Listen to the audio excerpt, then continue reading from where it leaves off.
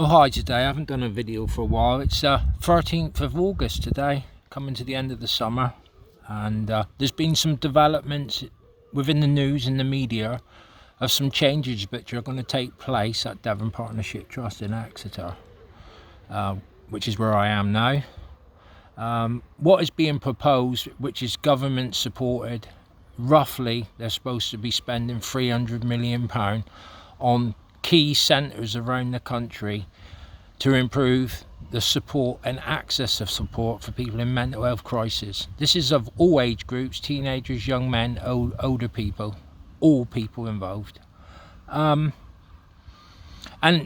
what I can gather, it's to take the caseload away from accident, emergency, A&E, and also to take some of the pressure off the police. Because the problem you've got in Exeter, and I'm sure this is nationwide, the police end up picking up the pieces because they're 24/7, okay? Or the ambulance service are 24/7 and A&E. These guys here, this building is closed 4:30. Yes, there's a place of safety which is over the way. That runs all night.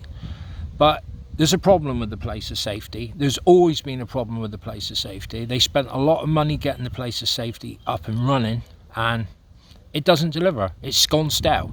There's a reason why it's gone stale and it doesn't deliver, which I will try and explain. If a new centre is earmarked for Exeter, which is supposed to be in the autumn, so within a matter of weeks, and the second part of it will be done in the new year around March, okay?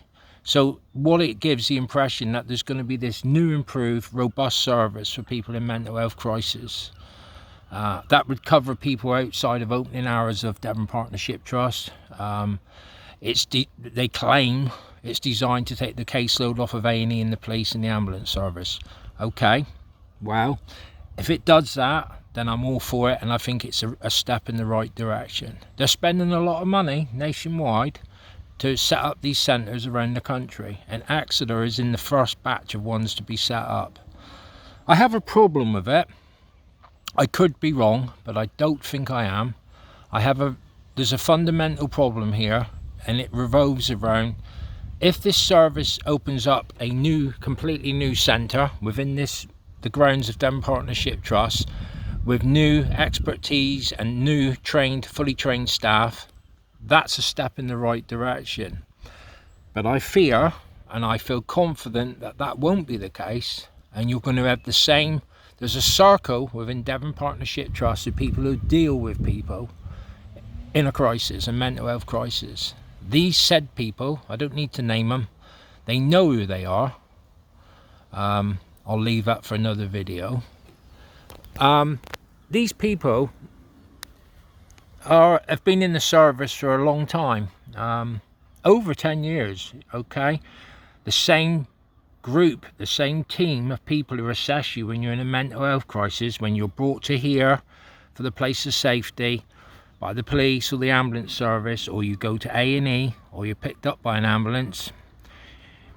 You always end up within the circle of these same assessors, the same people who assess you about your mental health state and your condition, and what help and support can be forwarded for you. I know I'm not speaking alone. Often is the case, you'll get assessed at the place of safety, or you'll get assessed in A&E site liaison, and they will push forward that you will receive some support or additional counselling or therapy. Most people who've had dealings with these services know that it usually falls apart. They put down on paper that they're going to offer you additional support and therapy. Often it doesn't get actioned. The reason why it don't get actioned is to do with this place. The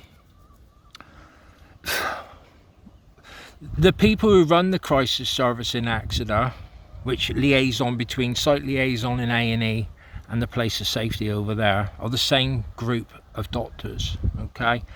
My opinion, they may well be, they are qualified, they are trained, they are qualified, but they've got a problem. They've become stale, they've become lazy, and they're not proactive in getting people the right support when needed. So this new service which is being set up, if they hire or get the same team to oversee this new service, it's limited what it will provide because it's being controlled within. Okay, I'm a firm believer if you open up a new centre and you get some fully trained professionals to run that service, fresh staff on the job will improve the service. I'm sure of that. I'm sure it will improve the service and it will be a good service.